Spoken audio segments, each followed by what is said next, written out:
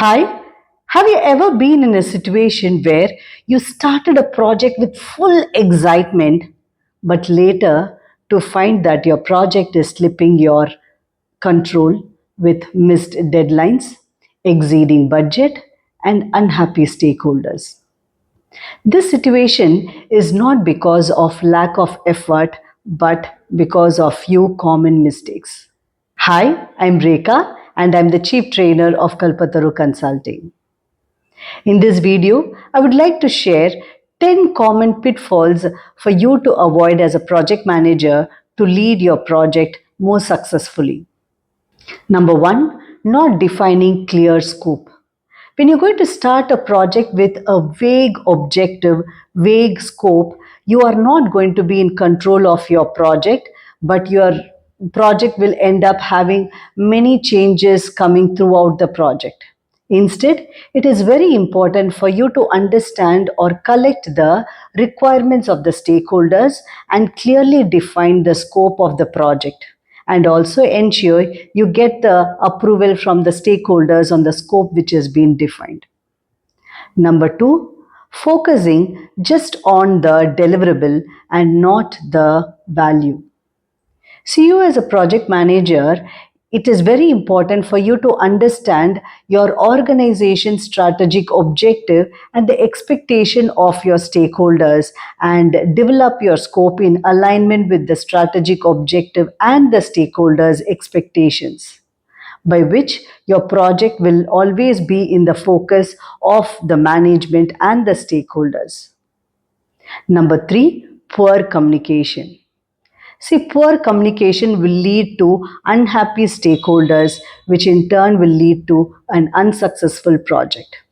Instead, ensure that you clearly define the communications management plan as what to communicate, when to communicate, how to communicate, in what frequency, methodology, and so on, and ensure that you stick on to your communications management plan.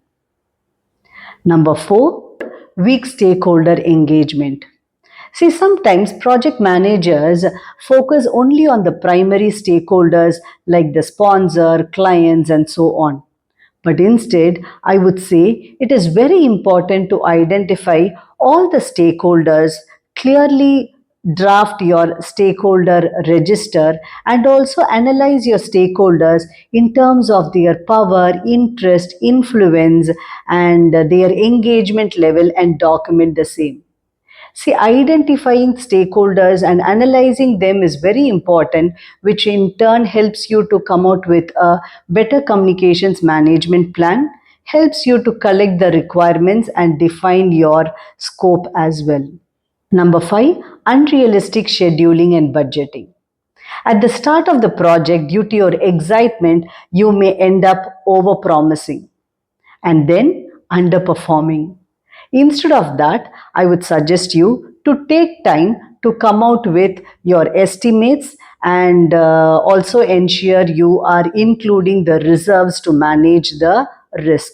So come out with a more realistic schedule and budget for your project.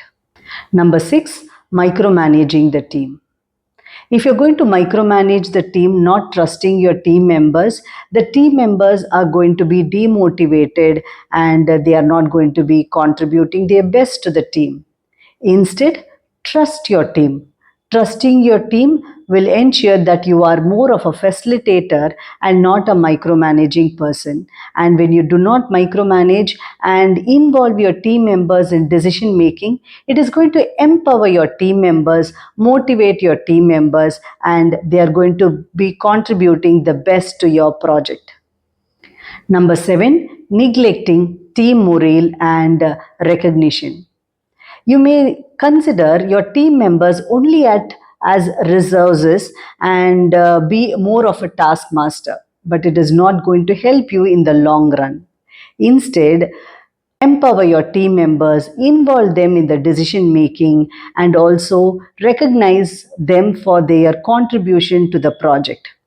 Every contribution, every milestone has to be celebrated and recognized and rewarded if possible.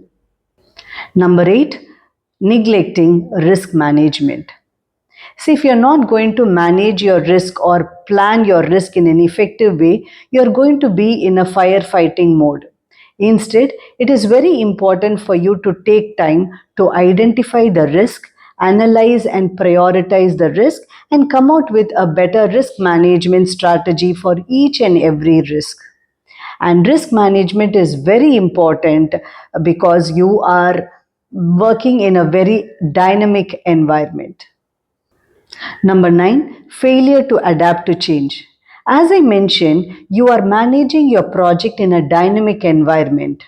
Your market condition, currency fluctuation, political and geopolitical conditions may change, technology may change, there could be heavy competition.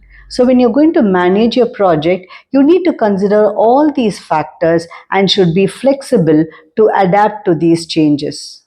Number 10, ignoring lessons learned. So you may think your project is unique and there is no necessity to refer to your previous projects or others' previous projects. But you need to understand your project may overlap with other projects. So it is very important to refer to the learnings of other projects. And not only other projects and previous projects, it's very important to record the lessons learned of your current project and also refer to those learnings, and this is very important for your current project and even for future projects. Not defining clear scope.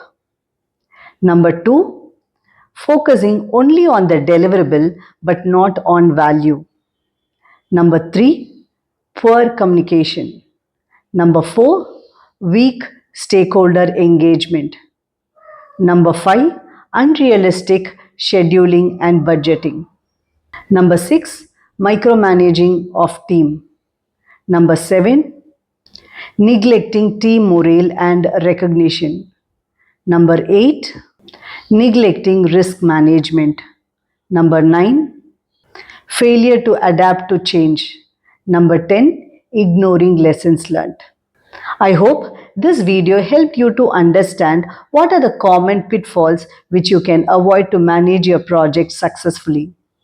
If you like this video, do click on the like button and subscribe to our channel for more learnings on project management and management.